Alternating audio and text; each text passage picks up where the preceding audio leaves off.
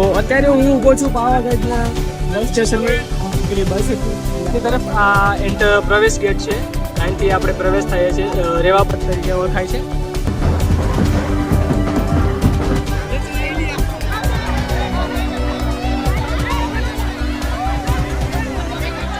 અત્યારે વાગી ગયા છે 4:30 અને આપણે ઉઠી ગયા છે ને આપણે સવારમાં જવાનું છે અહીંથી પાવાગઢ માટે. તો આપણા જયદીપભાઈ છે યારે અને બીજામાં છે છોકરા છે. તો આપણે અત્યારે જયદીપભાઈ છે તો એકદમ મસ્ત ઉઠી ગયા છે. ઉઠી ગયા ભાઈ? તો જો અહીંયા પાણી ગરમ માટે મૂકી દીધું છે અને બસ 5 વાગવામાં થોડીક જ વાર છે. અને જો રાત કેટલી છે હું તમને બતાવું. બધે અંધારું છે.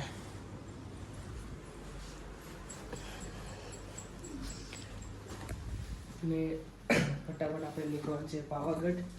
તો ફટાફટ તૈયાર થઈ જાય. આરે હજી 2 જણા આવવાના છે તો એને પણ આવવાનું છે. તો એ બધા ફ્રેશ થાય છે અને એ પણ નાહી ધોઈને મળશે આપણને. તો પહેલાં ફટાફટ આપણે ગરમ પાણી મૂકી દીધું છે. જયદીપભાઈ જો એના માટે તૈયાર થાય છે અને હું પણ હમણાં આવેલી. તો ફરી મળીએ ફટાફટ આગળ. વાગ્યા છે 5:30 10 મિનિટની વાર છે અને આપણે જો નાહી ધોઈને એકદમ નવા મસ્ત કરી દીધા છે.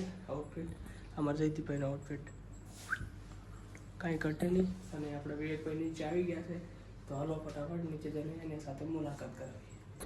હવે આપણે આવી ગયા છે નીચે ને આપણા વિવેકભાઈ પણ આવી ગયા છે. જો જગાનું થયું વિવેકભાઈ કે માંડ એલા જાય ગયો પછી તૈયાર થઈ ગયો.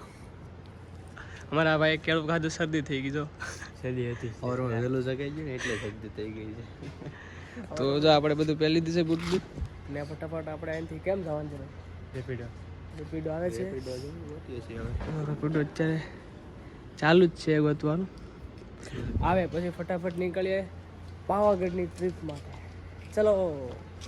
તો આપણે રેપિડો અત્યારે આવી ગઈ છે, યુઝ કર્યું. જો સામે રક્ષા આવે છે.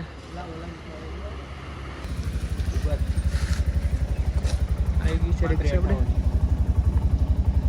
બે જાય હાલો ને રિક્ષામાં બેસી ગયા છે બધા. चलो अब निकलते हैं.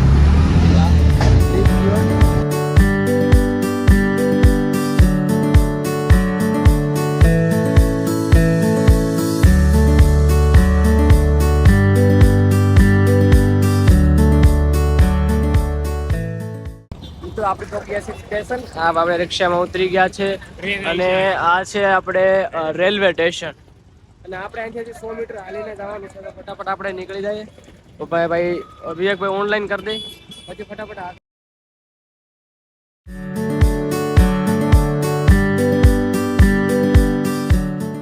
તો મિત્રો સ્ટેશને તો આવી ગયા છે પણ ગાડી નંબર નથી ખબર, કેમ કે મેસેજમાં ગાડી નંબર નતા બતાવ્યા. તો અમારે વિવેકભાઈ બધું પૂછપરછ કરે છે. મળ્યું કે ભાઈ? મળી ગયું? વાંધો નહીં. તો જો આ કંઈક સ્ટેશન છે અને ટ્રાફિક અત્યારે જુઓ કંઈક આવી છે. બસ મળી ગઈ છે. આ છે આપણી બસ. આ પાવાગઢની જ છે.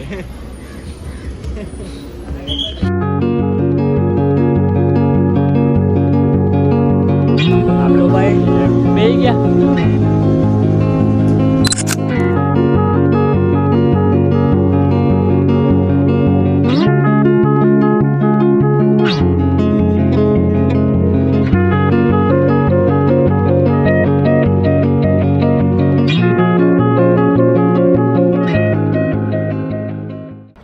તો મિત્રો તો 10-20 મિનિટનો સ્ટોપ થઈ ગયો છે અને અમે આવી ગયા છે વોશરૂમ પાણી કરવા. તો અહીંયા અમને બોવડી દેખાણી. જો તમારા જયદીપભાઈ કે આખો ઠેલો ભરી લેવાનો છે. આમ જો ખાલી તમે જો બોર પાકેલા છે. જો તો હું બતાવું તમને. પાકેલા બોર છે અને ભાઈ એટલા બધા લઈ જાવ તો ઓલા વાડીવાળા કે છે મસ્ત ભાઈ એકદમ નંબર 1.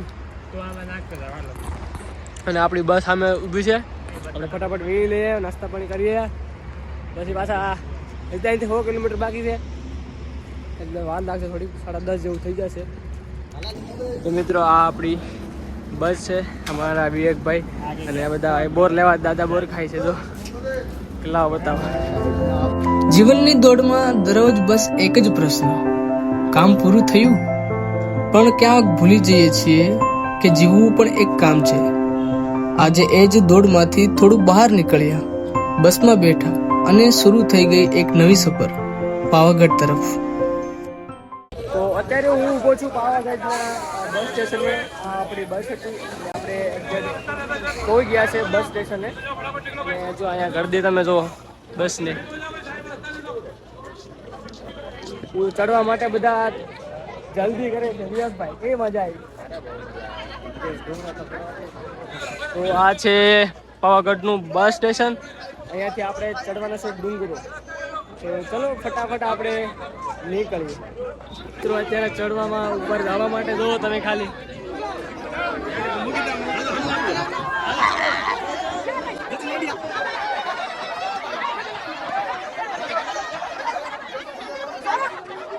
તો ફાઇનલી ભાઈ આપણે ટિકિટ કેમ લેતા હશે? કઈ ગયા છે? હે કેમ ટિકિટ લ્યો તમે? બધા હમાઈ ગયા? માન વારે હો ભાઈ. વિવેકભાઈ જો આયા જયદીપભાઈ અંડર કે સાઉન્ડ અંદર આવજો.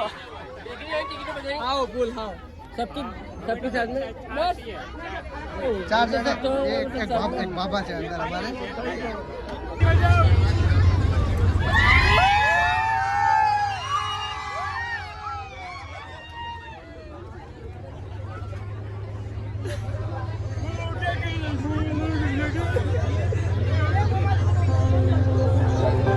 આજે હું જઈ રહ્યો છું ગુજરાતની એક એવી પહાડી પર જ્યાં ફક્ત મંદિર નથી પણ હજારો વર્ષ જૂનું રહસ્ય છુપાયેલું છે.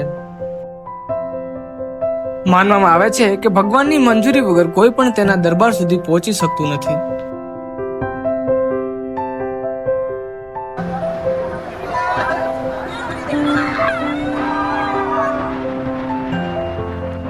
તો ફાઇનલી મિત્રો હવે પહોંચ્યા છે પાવાગઢની અંદર. અને તમે અહીંથી ખાલી વ્યૂ જોશો ને ભાઈ જન્નત કાંઈ ઘટે જ નહીં. તમને દેખાડું गाड़ी स्टार्ट कर. चप्पल छूट गया. हम फर्स्ट स्टार्ट हम फर्स्ट. गाड़ी चला આ રોડ છે ને આ આખો નજારો. હજી તો આપણે અડધે જ પહોંચ્યા છે. હજી આ ઉપર આપણે જવાનું બાકી છે. મંદિર છે સામે અને રોપવે પણ છે. તો એવું લાગશે તો આપણે રોપવે પણ કરવાના છીએ. તો અત્યારે જો આવો કંઈક મહલ છે મસ્તનો. આખી બસ આમ કેવી મજા જોયું ને આગળ બધા રાઈડ મારતા હતા. મજા આવી ગઈ બસમાં પણ બહુ. કાંઈ ઘટે જ નહીં ક્યાં દોસ્ત?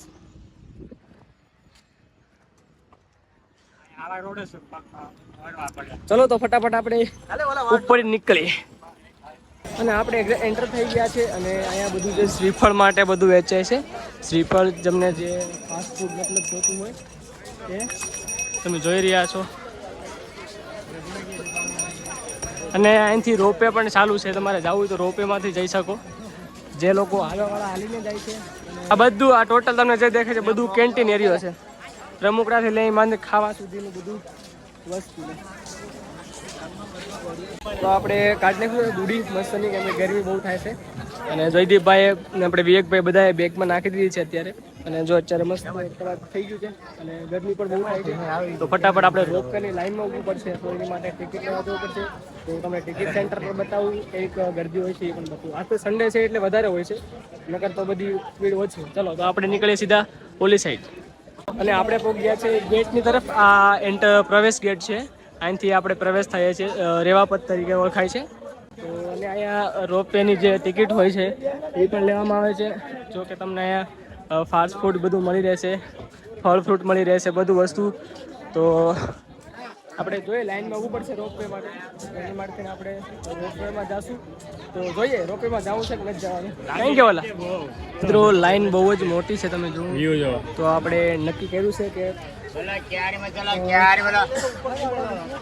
દાદરીથી ચડવાનું છે. ફટાફટ નીકળ ચડ. તો ફાઇનલી મિત્રો આપણે થઈ ગયું દાદરા ચડીને જવાનો પ્લાન. બહુ મજા આવી.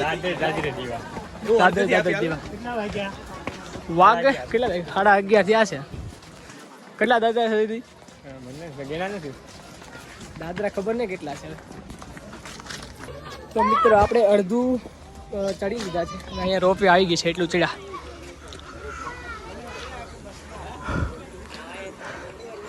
કાંઈ ઘટે જો ચાલો ડાયરેક્ટ ઉપર હજી એટલું ચડવાનું છે ભાઈ. જયદીપભાઈ સડી શકશે કે નહીં? ચલો ફટાફટ રાખીએ પાછા. ગુજરાતના પંચમહાલ જિલ્લામાં આવેલો એક એવો પર્વત જ્યાં આજે પણ માનવામાં આવે છે કે દેવી સ્વયં અહીં નિવાસ કરે છે. દર વર્ષે નવરાત્રી દરમિયાન લાખો ભક્તો પાવાગઢ આવે છે. અહીં રોપવે હોવા છતાં ઘણા ભક્તો આજે પણ નંગ પગે પર્વત ચડે છે. જેમ જેમ ઉપર જાઓ મન શાંત અને દિલ ભરી જાય. જાણે માતા જાતે કહેતા હોય આવી ગયા છો ને, હવે બધું મારી જવાબદારી.